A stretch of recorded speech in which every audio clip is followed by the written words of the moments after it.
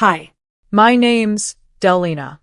This was supposed to be my home, until the day my sister sat across from me at dinner and said, "We're moving in next month." And my own mother smiled and called me a waste of space. They laughed, drank wine, made plans like I wasn't even there. They saw me as furniture, as storage, as a placeholder for something more useful. But what they didn't know is I had already sold the house. So tell me, when your own family starts measuring your walls, redrawing your life, and calling it help, what do?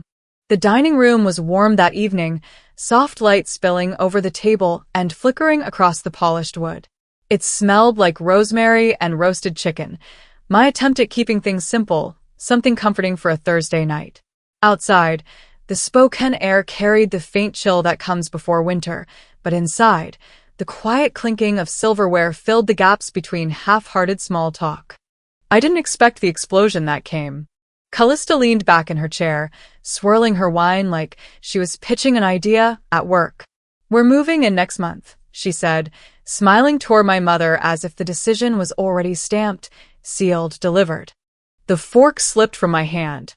It didn't clatter loudly, but enough to make the room notice. Mademoiselle didn't even flinch. "Finally," she said, setting down her napkin neatly. "This house will be of use to someone. You've had it all to yourself long enough, Delina." Her tone wasn't angry. It was worse, flat, casual, the kind of tone used for simple facts, like commenting on the weather. I looked at them both, the two women who used to fill this house with noise and laughter. Now their voices felt foreign in my kitchen. "I see," I managed, studying my voice. "And you're just telling me this, not asking?"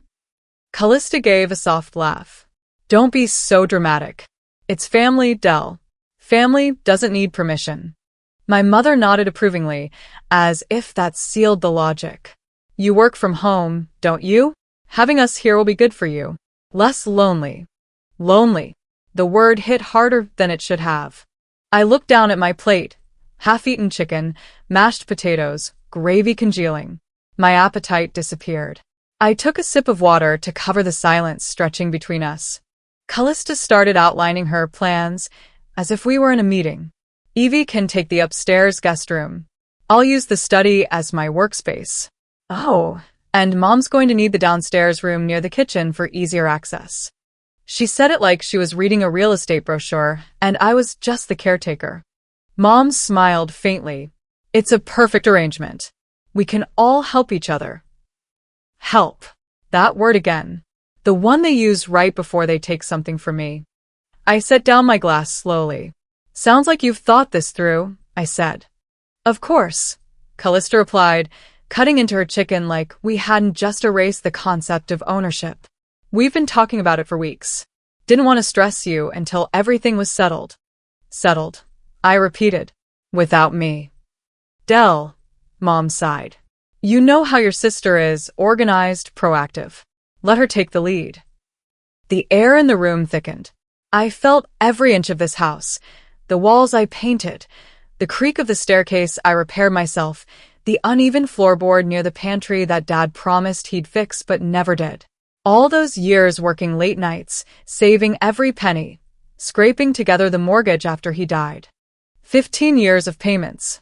15 years of calling this place mine. And here they were, discussing it like a piece of hand-me-down furniture. I could have argued, could have slammed my fist on the table, shouted that they were out of their minds. But I didn't. Instead, I smiled. The kind of smile that made Callista feel comfortable again, that told Mom everything was fine. Because if I'd learned anything over the years, it was this. Silence makes people careless. Callista leaned back, satisfied. "See? I knew you'd come around. You'll love having some life in this place." "Life," I murmured, staring at the reflection of the chandelier in my glass. The rest of dinner blurred. I heard laughter, the scrape of forks, Evie's distant voice from upstairs on FaceTime. I nodded in all the right places, said hum when expected. When they finally stood up from the table, Callista kissed Mom on the cheek and said to me, "You'll get used to having us around. It'll be good for everyone." I gathered the plates one by one. My hands were steady, deliberate. I didn't look at them when I spoke. You might want to hurry, I said quietly. Callista paused by the door, puzzled. Hurry for what? I met her eyes. The house won't stay empty for long. She laughed, brushing it off like a harmless joke. Right. We'll be here before you know it. They left soon after, their car headlights stretching across the driveway before disappearing down the street. The house fell back into silence, that familiar hum of solitude settling into the walls again. I stood by the window, watching the taillights fade. My reflection stared back, calm, still, unreadable. They didn't know. None of them did.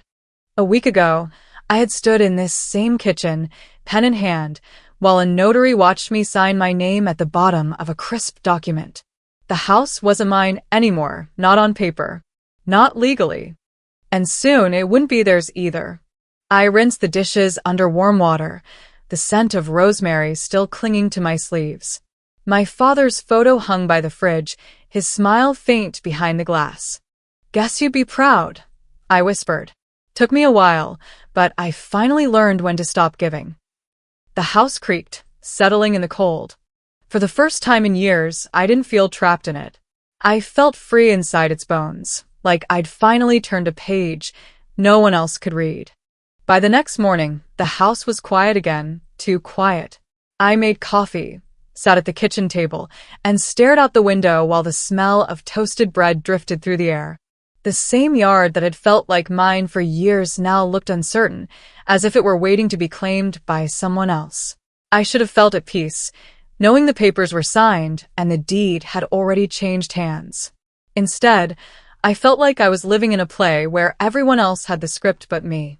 A few days later, I opened the front door to find a cardboard box sitting neatly on the porch. The return label read Callista Moore. Inside were throw pillows, bright floral ones that clashed with every color in my living room. At first, I thought it was a delivery mistake.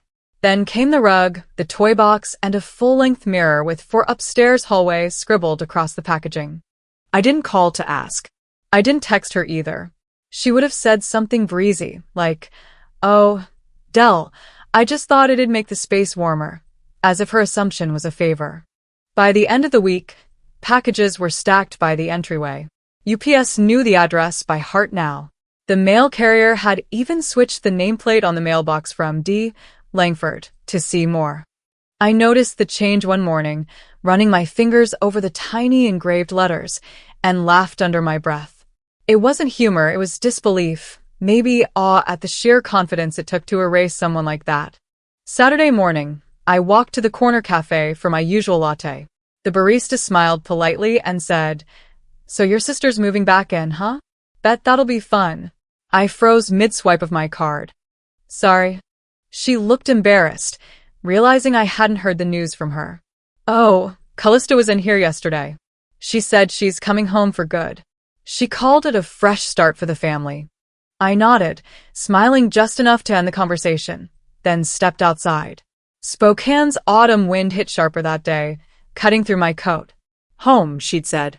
That afternoon, at the grocery store, a neighbor from down the street waved me over near the produce section. "We're so happy your sister's moving in," she said.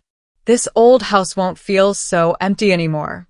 She's got such big plans, I hear. Big plans. Always hers, never mine. The final straw came the next week at a local coffee shop. I'd stopped in for a quick espresso and some quiet before heading back home. Callista sat at the next table with two of her friends, laughing over something on her phone. She didn't see me at first. "Yeah," she said, stirring her drink. "Technically it's still in Delina's name, but it's basically ours. She's just staying there until we move in full-time." One of her friends snorted. "Caretaker, huh? That's generous of her." The three of them laughed. I left without saying a word. I could have walked up, could have humiliated her in front of her friends, told them the truth, but that would have meant lowering myself into her world of pretense. Instead, I drove home slowly, watching the leaves scatter across the windshield, thinking about how quickly people rewrite your story when you stop defending it. When I pulled into the driveway, another package sat waiting by the door, this one larger, labeled fragile. I didn't open it. I dragged it inside, set it by the wall, and walked upstairs to the guest room. The sunlight hit differently that day, colder somehow. Later that evening, Callista texted, "Hey, just wanted to check. Did the floor lamp arrive?" I didn't respond. Instead, I took a photo of the unopened box, saved it to a folder on my computer titled Documentation. That night, I went through my inbox, scrolling through old emails, receipts, mortgage records, insurance updates, all the proof that the house had once been mine. I started forwarding the important ones to my personal archive, labeling them by year. Mom called around 9. "Your sister said her furniture might come early. Would you mind clearing the spare room so it's ready?" I stared at the phone, listening to her voice soften into that familiar blend of guilt and manipulation. "You always said family is everything, Delina. It's time to let them in." "I'll think about it," I said. "Don't overthink," she sighed. "It'll be easier if you just trust us." After we hung up, I sat at the desk in my study. The air felt heavy, stale with the smell of paper and dust. I opened a blank document and began typing notes, delivery dates, changes in mail forwarding, mom's requests, every intrusion logged neatly with timestamps. It wasn't anger driving me anymore, it was precision. 2 days later, Callista showed up without warning, her daughter Evie trailing behind, a tablet in one hand and a juice box in the other. "We just wanted to test the lighting," Callista chirped, walking straight past me toward the stairs. "For what exactly?" I asked, though I already knew. "The upstairs guest room, Evie's future space. The natural light in the mornings is perfect for her art projects." Evie smiled shyly. "Mom says we'll be here soon. Grandma's already got her room picked." I nodded, forcing a polite smile. "That's nice." Callista brushed her hair back, surveying the room. "You might want to move your bookshelves before the movers arrive. They'll need wall space." I leaned against the doorway. "I'll handle it." "Good," she said, cheerful again. "Oh, and could you leave the curtains up? They match my new bedding." She left 15 minutes later, chatting loudly about color palettes. The sound of her car door slamming shut echoed down the street. I stood in the living room long after the silence returned. My hands were steady, my breathing even. I walked to my computer, opened that same folder, and added new screenshots, her texts, delivery confirmations, the call log for Mom. Everything carefully labeled, cross-referenced, saved. The line between family and trespass had vanished. But I wasn't going to yell, or cry, or beg anyone to see it. I'd spent too long playing their version of quiet. That night, after dinner, I made myself a cup of tea and sat at my desk again. The cursor blinked against a blank screen titled Exit Strategy. For a long time, I stared at it, listening to the wind push against the window panes. Then, slowly, I began typing. One word. Finalized. And just like that, I stopped asking for permission to keep what was already mine. By early Sunday morning, the sky outside was a dull, pale gray, the kind of light that made everything look softer than it was. I stood at the top of the stairs with the old deed in my hand, my coffee cooling in the other. The house was still asleep. Or, at least, it felt that way. I tucked the papers back into their folder, slid them into the locked drawer in my father's old desk, and closed it with a sense of finality I hadn't felt in a long time. Then, as if on cue, I heard the front door swing open. Callista. She never knocked anymore. Her voice floated up the staircase, light and practiced. "Evie and I thought we'd stop by for a bit. Just checking measurements." I didn't respond. Instead, I walked into my father's room. No, the room I kept untouched for him, and stood quietly, letting the stillness wrap around me. Dust gathered in the corners, the air carrying the scent of cedar and old leather. His coat still hung on the peg by the window. The old notepad he used for sketching designs still lay half open on the desk. His handwriting, firm, all caps, neat, filled half a page with notes from the week he repaired the fence himself. He could have hired someone, but he liked things done his way. A rustle behind me broke the silence. "I mean, it's a shame to let this space just sit," Callista's voice chirped from the doorway. I turned to see her holding a tape measure in one hand, the other on her hip. She wore that breezy smile that people use when they're about to bulldoze your boundaries. This room would be perfect for a yoga space, she continued. Or maybe an office for me, somewhere with good light. Don't you think? She didn't wait for me to answer. She walked in like she owned the place, ran her hand along the window frame, and began measuring the wall. Loisel appeared in the doorway a few seconds later.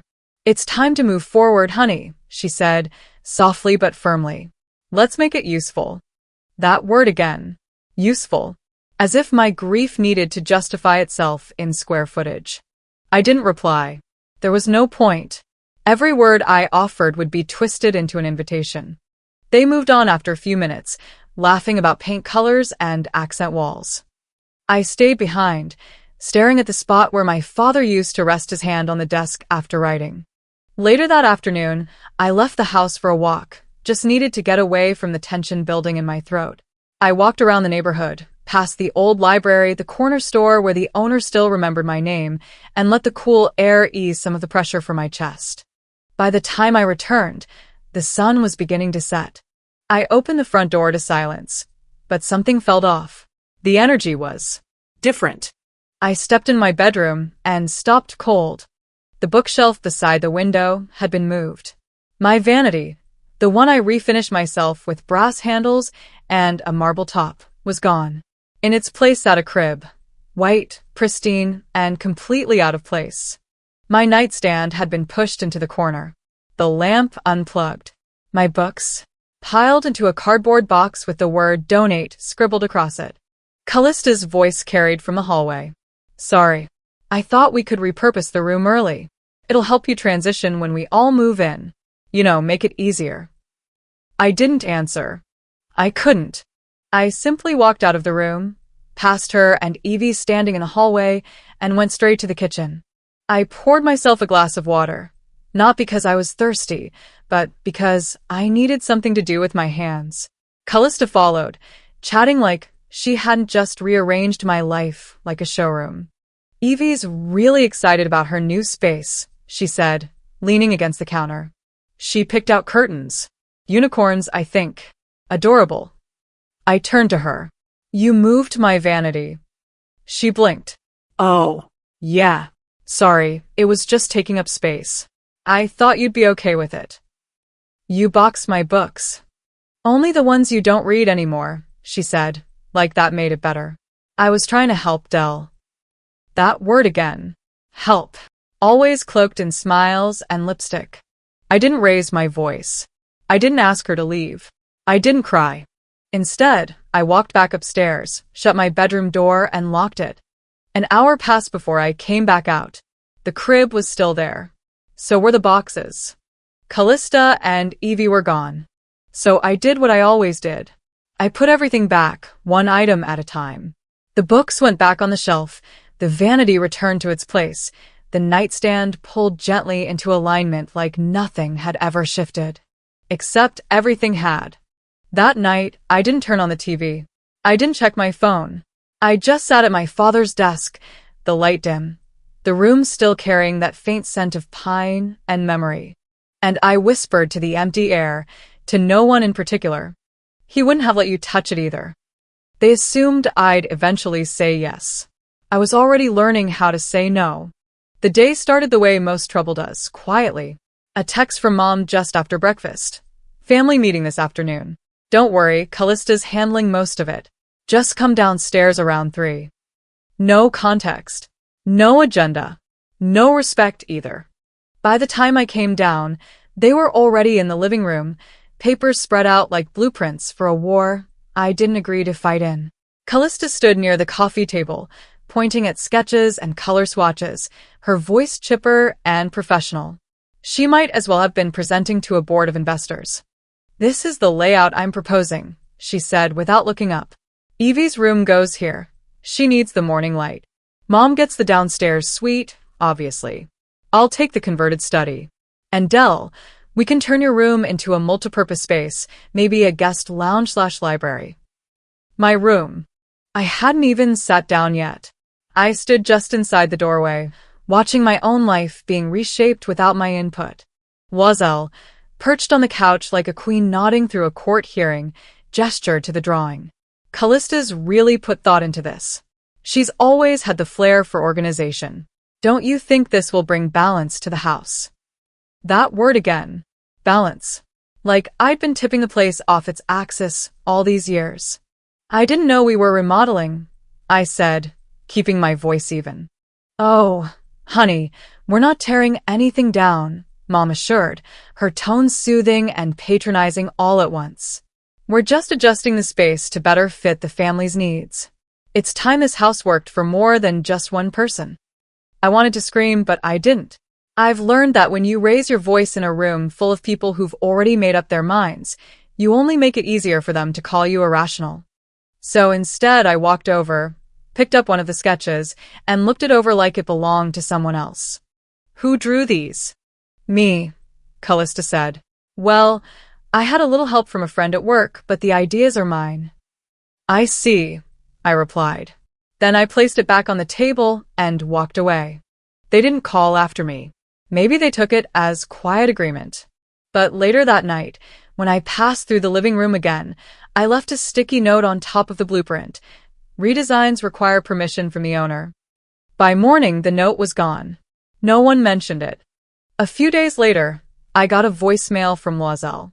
I recognized the strain in her voice instantly, the careful pacing, the sugar-coating. Hey, sweetie. I've been thinking. I know we had plans for that little getaway just as girls. But Callista's been swamped trying to prep the house, and I think she could use an extra hand this weekend. She really wants things to be ready before the holidays. Maybe we can reschedule the cabin trip? She didn't wait for a response. I could hear Evie laughing in the background. Loiselle hung up mid-sentence, like she'd run out of energy explaining something she wasn't sorry for. I stared at the phone for a while before opening the travel app and canceling the reservation. Non-refundable deposit. Didn't matter. I wasn't in the mood for peace anymore. That afternoon, I saw Mom in the kitchen. She poured tea, like nothing had changed. I got your message, I said. She didn't look up. About what? The trip. Oh, that. Yes, well, it's just bad timing. Your sister really needs the support right now. Of course she does. I hesitated. It feels like this house isn't really mine anymore. She finally looked at me, frowning. Delina, you've always liked your space. We're just trying to bring a little more energy into the home. I didn't say I wanted more energy, I replied. Well, you can't live in silence forever, she said, almost scolding now. Let us bring some life back in. I didn't answer. There was nothing to say to someone who sees your solitude as a flaw instead of a choice. That night, I walked past the living room again, past the table still holding sketches and swatches. I stared at the plans and remembered how hard I worked for this house. The sleepless nights, the loan applications, the meals I skipped to save up for the down payment. I grabbed a pen and flipped over one of the papers. On the blank side, I wrote in bold letters, "This is not a democracy. It's a deed." I left it there under the lamp, perfectly centered. Then I turned off the light. I was already learning how to say no, but that didn't mean anyone was listening. By Sunday, the kitchen smelled like cinnamon rolls and freshly brewed coffee. Callista's idea, of course. She called it family brunch, as though sugar and small talk could patch over the mess she'd made of my home. Mom was seated at the head of the table, a position she always chose when she wanted to appear neutral while pulling every string in the room. I took the chair closest to the window, the one furthest from the center of attention. The early sunlight bounced off the dishes, bright but cold, cutting through the forced cheer that hung over us like fog. Callista was in her element, chatting about curtain fabrics and rearranging energy flow. She even used the word feng shui twice, like it could justify her constant intrusions. I waited for a pause, a space to breathe, to say what I'd come to say. When it came, I leaned forward slightly. Mom, Callista, there's something I need to talk about, I began. Loiselle didn't even let me finish. She waved a hand, her smile tightening around the edges. Let's not make this about negativity, sweetheart. We're all just excited to have family under one roof again. The table chuckled politely, Callista louder than anyone. Right, she said, looking at me. No more lectures this morning, Dell. We're celebrating progress. The air thickened. I swallowed my words. Sure, I murmured, picking at my napkin. Progress. The conversation shifted easily without me, as if I hadn't spoken at all. Mom asked Evie about school, Callista bragged about a new client, and I stared down at the crumbs on my plate. I felt small, like a background character in someone else's home movie. When brunch finally ended, I gathered the dishes. No one stopped me. They never did. That afternoon, after the noise died down, I went to my office to balance my accounts, a monthly routine I'd kept since buying the house. My father had taught me to double-check every transaction. Trust but verify, he used to say. But that day, something was off. My checking account showed a new alert. Multiple failed login attempts detected. The source IP was familiar. Too familiar. I clicked through the details, and my heart gave a hard, deliberate thud. The address matched the Wi-Fi network from Callista's townhouse across town. It could have been coincidence. Maybe she'd clicked the wrong saved password. Maybe. But I knew better. I sat back in my chair, staring at the screen, every quiet offense of the past few weeks flashing behind my eyes. The boxes, the rearranged rooms, the erased name on the mailbox. She wasn't satisfied with taking space. She wanted access. My hands didn't shake. I was past shaking. I just opened a new document, typed unauthorized access, IP verification confirmed, and saved it in my encrypted folder. The same one labeled exit strategy. By early evening, I heard their voices again, Callista and Mom, floating up from the kitchen. They'd returned to discuss furniture placements, their laughter ringing like a metronome of entitlement. I stood at the top of the stairs, watching them from the landing. Callista had her hair tied back, a perfect little domestic image as she talked about wallpaper samples. Mom nodded along, smiling, complicit without knowing it, or maybe knowing it too well. I descended slowly, my footsteps deliberate. Callista, I said evenly. She turned, surprised but not enough. Hey, Dell. Want to help us pick something that feels more you? Maybe a lighter palette. It'll brighten up the mood in here. Actually, I said, I wanted to ask you about something else. She tilted her head, wary now. Sure. What's up? I got a notification from my bank this afternoon. Someone tried logging into my account from your Wi-Fi address. Her smile faltered. Just a flicker. What? That's crazy. Maybe it's a glitch or something. Maybe. I took a step closer. But I don't believe in coincidences anymore. She scoffed, shifting into her usual defense. Dell, you're reading into things again. You've been so tense lately. I'm starting to worry about you. Don't. My voice was calm. Too calm. You've been planning this for a while, haven't you? Moving in, taking control, testing boundaries. Testing what? She laughed. That's paranoid. You sound just like Mom when she misplaces her purse. I smiled. You'll wish I were paranoid. For a moment, the room went still. Mom looked between us, sensing the sharpness in my tone but too afraid to take a side. Girls, she said softly, let's not fight. We're family. Callista straightened her shoulders, that confident mask sliding right back into place. Exactly. We're family. We look out for each other. I looked her dead in the eye. Looking out for someone isn't the same as watching what they own. Her mouth opened, but no words came. I turned and walked away before she could find them. That night, I sat at my desk again. The glow of the screen lit up the dark room, reflecting in the glass of the window. Outside, the porch light flickered, a rhythm I could almost count. I opened a file titled Final Asset Transfer, Complete.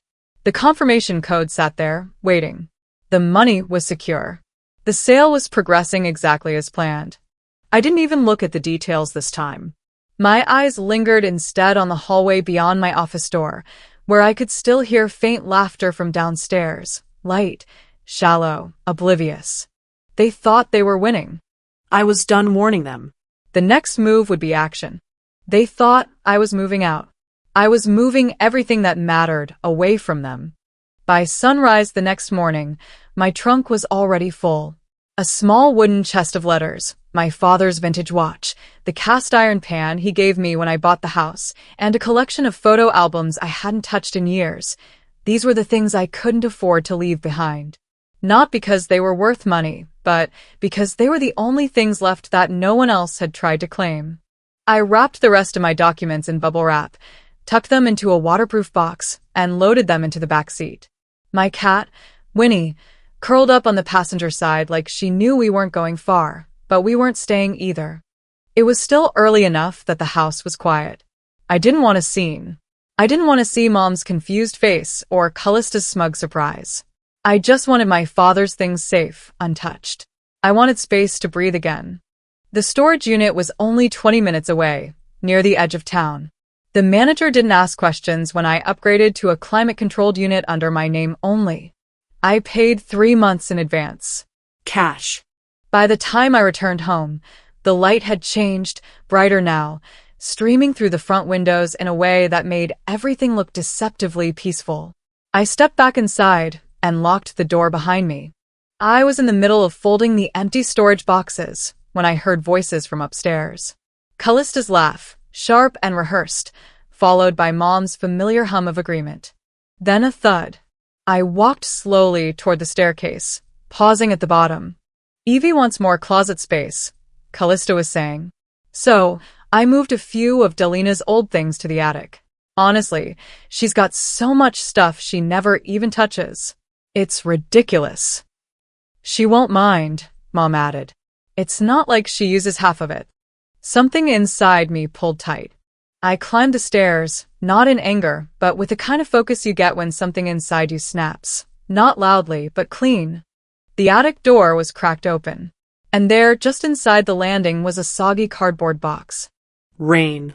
They had left it by the window, open, of course. Water had pooled along the edges, seeping into the box. I crouched down, peeled back the damp cardboard, and found my father's journal, his handwriting smudged, the ink bleeding through the pages. His watch lay beside it, still intact but dull with moisture. A small envelope with his name on it, now warped, curling at the edges. They left him in the rain. My throat didn't tighten. My eyes didn't sting. Something colder than grief settled into my bones. I gathered everything silently, one item at a time, and carried it downstairs. Callista was in the kitchen making coffee when I walked past. "Oh, hey, I meant to tell you," she said without turning around. "We moved some things. Hope that's okay." It was getting a little crowded up there. I didn't stop. I didn't speak. Mom called after me from the living room. "Delina, don't be so sensitive. We're trying to make space for the family." I reached the study, closed the door behind me, and took a long breath. Then I reached for the drawer that held my father's spare keys, the ones he kept just in case. I found the one for the attic, stepped out, and replaced the lock. Then I grabbed a sticky note from my desk, wrote 5 words, and walked back upstairs. "You don't erase legacy with a yoga mat." I stuck it to the desk Callista had claimed as hers. Later that evening they knocked. Lightly at first, then again louder. "Del?" Callista called through the door. "What's going on? Did we do something wrong?" I didn't answer. Mom added, "This isn't how families act. We need to talk about things." Talk. What a luxury, after weeks of being spoken over, spoken around, or ignored altogether. I stayed quiet. That night I made dinner for one. I ate in the dining room by myself, the table half set, the light above slightly flickering, a bulb I'd been meaning to change for weeks. And then, like nothing at all, I opened my laptop and submitted the final stage of the storage agreement. Recurring billing. Extended security access. 2 keys, one for me, one backup locked away at the bank. At midnight, I stood by the attic one last time listening. The hallway was empty. No one moved. I slid the bolt shut and pressed the key into my palm. They could rearrange the curtains, pick out new rugs, even repaint the walls, but they'd never own that room. Or what it meant. They thought that would scare me. But I had already filed everything. Tuesday started quiet, too quiet. After locking the attic 2 nights prior and securing everything that mattered, I'd expected them to sense the shift. Instead, silence had wrapped itself around the house like thick insulation. No early morning. Let's rearrange this. From Callista. No phone calls from Loisel asking if I'd had time to reconsider. Just peace. Temporary, but still peace. Until 1:38 p.m. I came home early from running errands, groceries, gas, a stop at the storage unit to check my backup documents. As I pulled into the driveway, I spotted a white SUV parked awkwardly off to the side. Contractor logo on the back window. My stomach tightened. Inside, the living room was empty, but I heard voices upstairs. Low, deliberate. I moved toward the staircase, feet slow but steady, each creak of the wood announcing my arrival. Halfway up, I caught the end of Callista's sentence. And this wall comes down. We'll open the space up. Natural light's perfect for Evie. I turned the corner. There she was, with a Loisel beside her, and a contractor I'd never seen, blueprints spread out on the floor, painter's tape lining the walls of what used to be my guest room. Callista's hand was on her hip. She was directing, not asking. This one here, closet's too shallow, she was saying. We'll tear into that corner, make a reading nook. Loisel nodded. You weren't supposed to be back yet, she said when she noticed me standing there. I figured that out, I replied. The contractor gave a polite nod. Ma'am, he said, then looked to Callista like she was the client. I walked into the room slowly, stepping around the measuring tape, past the blueprint rolls. So, this is the plan? Callista turned to me, with a rehearsed grin. Delina, we're just getting ahead of the curve. You've always talked about maximizing the space, right? I don't recall approving renovations. It's not renovations, just a few upgrades. She gestured toward the wall. Think of it as future-proofing. For everyone. I met her eyes. I've already planned for my future. Just not the one you're expecting. She blinked. Loisel shifted her weight, but didn't speak. I stepped back, not needing to hear more. Downstairs, I closed the front door behind me harder than I meant to, the echo cutting through the quiet. I dropped my keys on the counter, opened the fridge, and stared at the untouched leftovers. I didn't eat. I needed to do something. By early evening, after the contractor had left and the sun dipped low enough to cast golden streaks across the floors, Callista knocked on my office door with a mug of tea. I figured you could use this, she said sweetly. I didn't respond. She placed the mug on the edge of my desk and pulled up the chair across from me. Can we talk? She asked, voice lower now, almost concerned. I nodded once, barely. I know things have been tense, she began. Transitions are hard, especially when you're used to being alone. There it was, the dig beneath the softness. She went on, have you ever thought about doing a medical directive? Just in case anything ever happens, someone should have access to your info, your accounts, your home, your assets. I stared at her. It's not about control, she added quickly. It's about support. You know, planning smart. I'd do the same for Mom. You mean you already have? I said quietly. She blinked. What's that supposed to mean? I leaned back in my chair. Callista, if something ever happens to me, you'll be the last person to find out. That's not a threat. It's a promise. The silence between us snapped like a wire stretched too tight. She laughed awkwardly.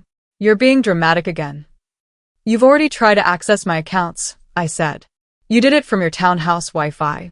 Do you think I don't check logs? Her expression hardened, dropped all pretense. That's a pretty serious accusation. And that's a very specific denial, I replied. She stood up quickly, tea untouched. You've always had a way of twisting things, Delina. No wonder you ended up alone. I didn't flinch. I didn't even blink.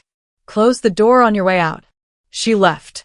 By nightfall, I had replaced the locks on my office, bedroom, and the door to the attic. New keys. New codes. No announcement. Instead, I printed a single sheet of paper. Black ink. Bold letters. All requests concerning this property must go through my attorney. I taped it to the center of the foyer wall. Just below the framed quote Mom had hung last year, "Family makes a house a home." Felt like a lie now. It didn't take long. Maybe 20 minutes. I was upstairs brushing my teeth when I heard her voice. "What the hell is this?" I opened the door slowly. Callista stood at the bottom of the stairs, holding the paper. I met her eyes from the landing. "My line," I said. "You just crossed it." They thought that would scare me. But I had already filed everything. 3 days later, I got a call from Mom. Her voice carried that sugary tone she used when she wanted to sound generous, but was actually setting a trap. "We should have one last dinner together before the move," she said. "A proper family evening. It'll mean a lot to Callista." Of course it would. Everything meant a lot to Callista if she was the center of it. I agreed because why not? Let them have their moment. They still believed the house belonged to them. By 7 o'clock that evening, the dining table was full again. Mom brought her casserole dish, the one she made every holiday, and Callista arrived with a bottle of overpriced wine. I set the table with my usual care. Clean linens, polished forks, no hint of what was about to happen. "Feels like old times," Mom said, smiling as she adjusted her napkin. "Family together again." "Exactly," Callista added, pouring wine into her glass before anyone else's. "I've been telling people how perfect it's going to be having everyone under one roof again." Evie's already picking paint colors. "She's so creative, Delina. You'll love her choices." I nodded, pretending to listen. My fork scraped against the plate as she continued, detailing her plans like a contractor with a blank check. Every word was another brick in a castle she hadn't realized was built on air. Loisel sighed dreamily. "It'll be wonderful to wake up and hear laughter in the mornings again. The house won't feel so empty." "It's never been empty," I said quietly. They didn't hear me, or pretended not to. Halfway through dinner, Callista's tone shifted into that familiar bragging rhythm. "I posted our announcement last night. Our new home journey begins.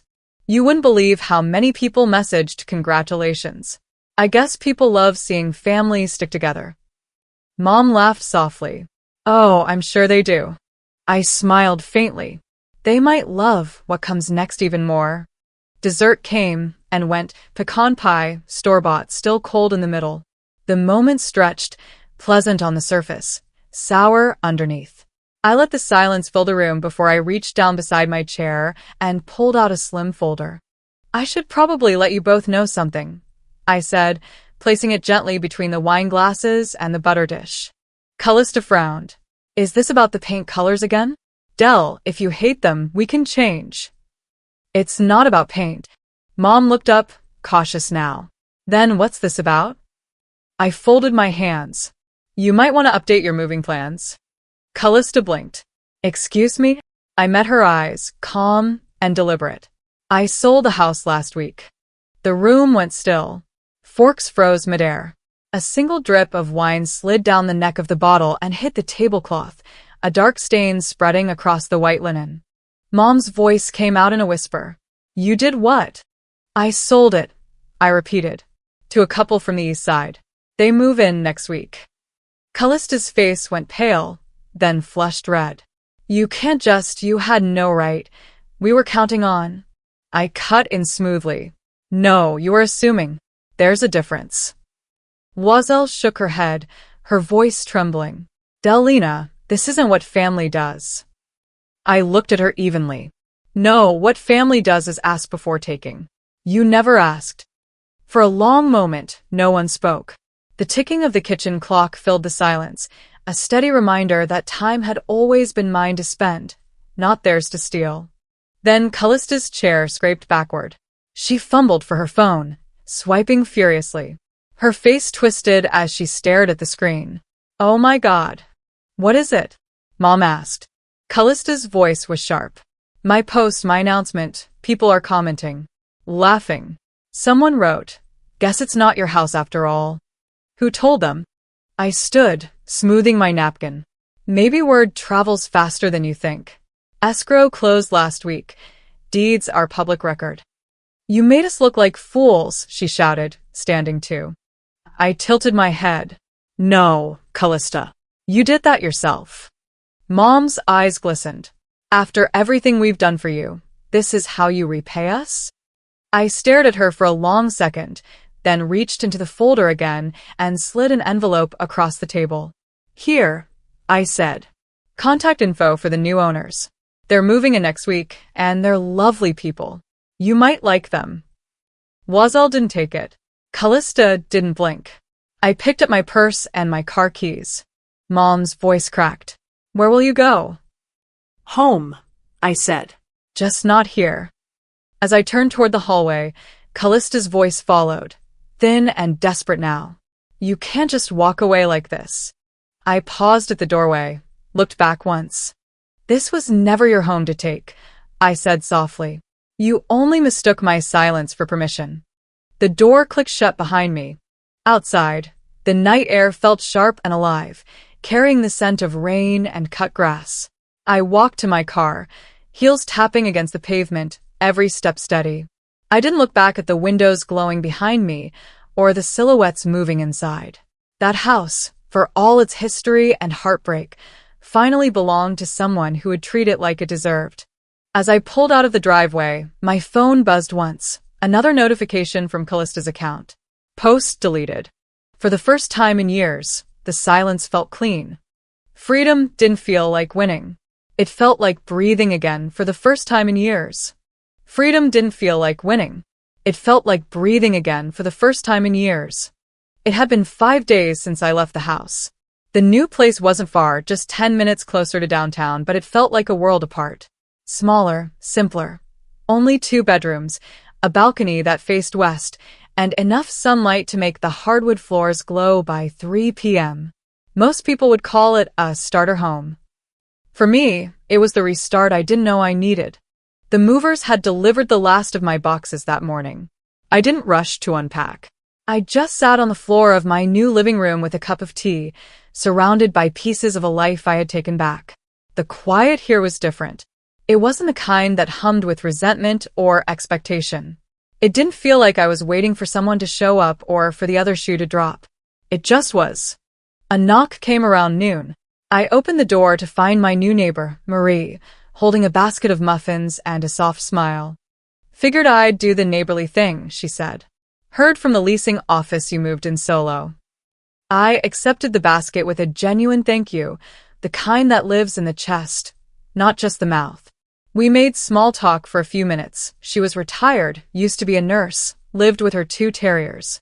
She didn't ask why I moved, and I didn't offer. After she left, I took a muffin, curled up on the old recliner I'd hauled from the other house, and watched the wind ripple through the trees outside. I hadn't spoken to Callista or Mom since the dinner. Not a word. But the world, as it does, kept moving. That afternoon, I walked down to the community garden near the condo. I wasn't there for the tomatoes or basil or squash someone had generously labeled in cursive chalk. I just needed fresh air. On my way back, I passed the corner mailbox cluster, where an older man with a folded newspaper gave me a once-over and said, "You that woman who sold the house out from under your sister?" I didn't answer, just nodded politely, and walked on. People knew. Apparently, Callista had gone on a little social media spree. First the announcement post, then radio silence, followed by quiet edits, and finally, full deletion. But the internet, like the town we lived in, had a long memory. Her curated image had cracked in public, and the sympathy she expected didn't come. Turns out, when you spend your life taking from others, people tend to notice when the well dries up. Back at the condo, I opened one of the last boxes marked Dad. It smelled like old paper and cedar. I hadn't gone through it in years. Nestled between 2 books was a plain white envelope with my name written on it in his hand. Not Delina, not sweetheart, just D. That was how he signed everything to me after I turned 21. Across the top of the envelope, faintly written in pencil, "For when they forget what you've done." I opened it slowly, hands steady. Inside, a single page, his familiar all-caps handwriting. This house was never about the walls. It was about you learning when to say, enough. I sat back and closed my eyes. I remember the night he gave me the keys, the way he didn't say congratulations, but instead said, Take care of her. She'll give you space to become who they won't let you be. He was right. The house gave me roots, but it was leaving that gave me wings. Later that evening, I checked my voicemail. One message from Mom. Her voice was tired, almost hollow. I just hope you're happy now. That's all I have to say. She didn't mention Callista. She didn't say she was sorry. I deleted it. Forgiveness is heavy when it's always been one-sided. I don't hate them, but I don't owe them the rest of my peace either. I placed Dad's letter in a drawer by the bed, a drawer with a lock, a real one this time. Then I watered the little aloe plant on the windowsill, the only living thing I'd brought from the old house. They called this house wasted on one woman, I whispered, watching the sunlight hit the pot just right. They were right. I turned toward the kitchen, kettle whistling faintly in the background, the smell of mint tea rising. But I'm not wasted anymore. Some stories don't end with hugs and apologies. Sometimes, healing looks like closing a door, quietly, firmly, and without looking back. This wasn't just about a house. It was about boundaries, respect, and the power of choosing yourself when others won't. Have you ever had to reclaim your space, emotionally or physically, from your own family? Let us know in the comments below. And if this story moved you, don't forget to subscribe for more powerful